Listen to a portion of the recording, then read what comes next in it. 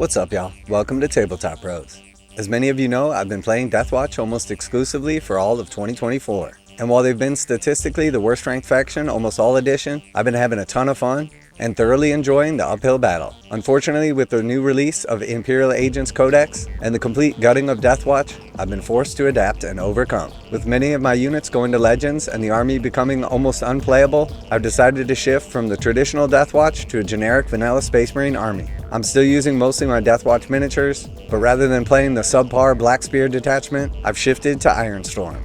And while I am almost an exclusively competitive player, going from tournament to tournament almost every other weekend, this doesn't mean that I'm not having fun regardless.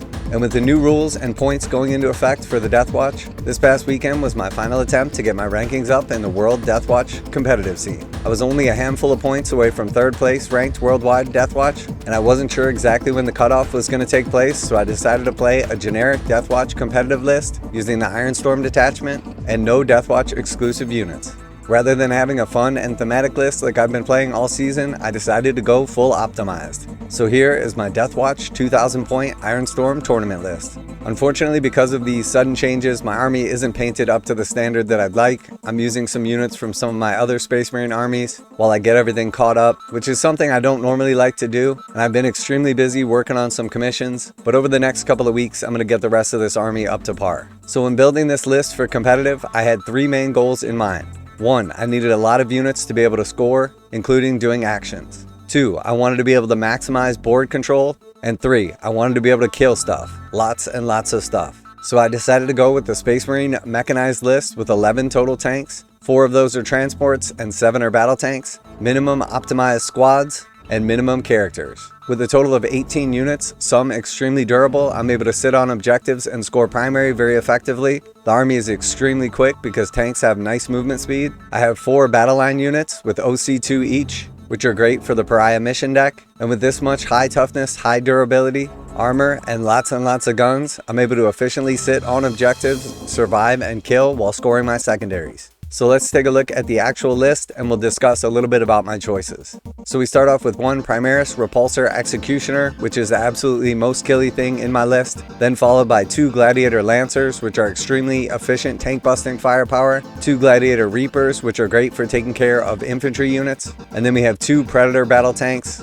with the autocannon on top, las cannons on the side, and a single shot hunter killer missile, which are very good into vehicles and extremely efficient into infantry, including heavy infantry like Terminators, which are very prevalent in the current meta. I then have 4 Impulsor Transports. I've decided to go with the missile launcher on top for a little bit of extra firepower. They have the diversity of a single shot missile, a D3 shot medium strength missile, or a D6 blast missile. Each of the assault intercessor squads has a power fist and a plasma pistol on the sergeant, which means they can deal with threats. They have reroll wounds on objectives, which is good for clearing off other threats. And then I have a total of 3 characters. I have a single Techmarine with the ability to blank out 1 failed save per turn enhancement. I have a Calidus Assassin for getting where she needs to be and scoring points. And then I have a Lieutenant with combi weapon for blocking out infiltrators and scout moves, and also taking advantage of lone op to force my opponent to come towards me. This list is extremely durable, it's extremely killy, and with 18 total units, I have plenty of units. I'm extremely efficient at doing actions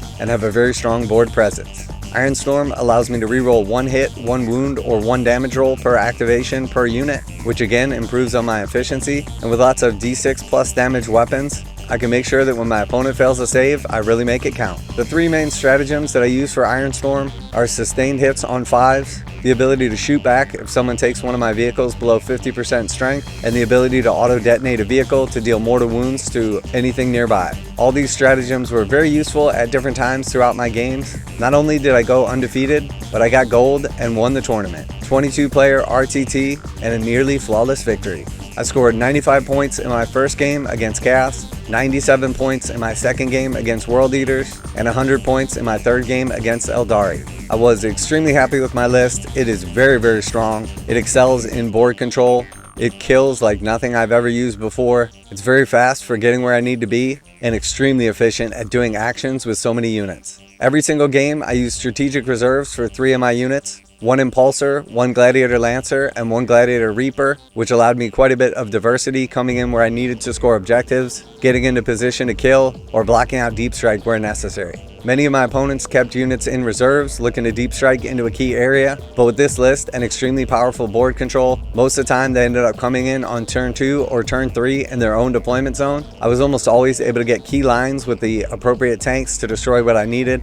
Absolutely dominated on primaries and almost maxed out my secondaries every game as well. I'm very happy with the list overall, as I did build it specifically to win games and be efficient, focusing in on holding primary objectives and scoring secondary objectives. I played tactical every single game. Sometimes I got first turn, sometimes I got second turn. Although I do think with the Pariah Nexus mission deck, there's a massive benefit to going second, especially with the current terrain layouts and competitive scene. Oftentimes in the first turn, you're not going to get many shots on anything, so you're better off having the tactical advantage of responding to your opponent and the ability to score high at the end of the game.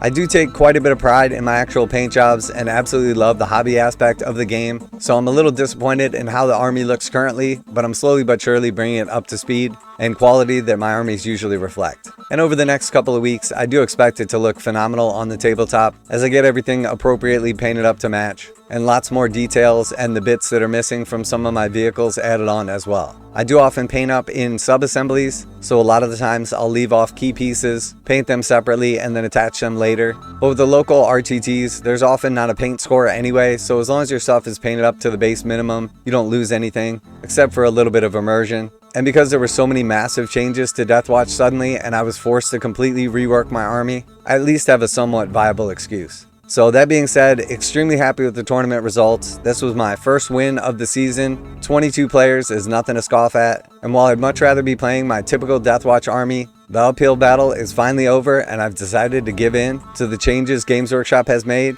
And at this point in time, I've definitely proved the Deathwatch are a still viable army on the tabletop, even if they are really just vanilla Space Marines. And let's just say you're looking to do something like this, a massive armored army of Space Marines, and you wanted to repeat the results that I've had, the army would be much more efficient, much more effective if you chose to use something like one of the other chapters, so that you could take things like Manius Calgar and play Ultramarines for the extra command point or addition of some of the key characters, or alternatively something like Dark Angels with the addition of Azrael, again for the extra command point. But the truth is, I love Deathwatch, so I'd rather have a slight disadvantage with an optimized list and play the best chapter in the game. So let me know down below if you have any questions or anything like that. This is obviously just a basic tournament recap. It did feel good to get first place, but I'm going to enjoy this army a lot more once it's painted up to standard. If you have any other questions about the list or why I chose what I did or how I played it, leave them down below. I'll be glad to interact with you guys and answer those. And hopefully by now, Tabletop Bros has earned your subscription. I'm probably going to keep playing this army in the meantime, but I may shift over to something else later in the season. But I'm pretty busy right now, so making massive changes, building up a new army, or switching to something different is going to be a lot of work. So more realistically than not, I'll probably play this for the next couple of months. And who knows, I may even bring this to LVO to wrap up the end of the season before switching to something different. But let's be honest, you guys know that I love Space Marines, and more likely than not, that's what I'm going to be playing all through 2025 as well. I'm extremely happy that I was able to finally go undefeated, win first place, and take down a 22-person RTT. But yeah, that's pretty much all from my tournament recap, and that's it from the Tabletop Bros. Later!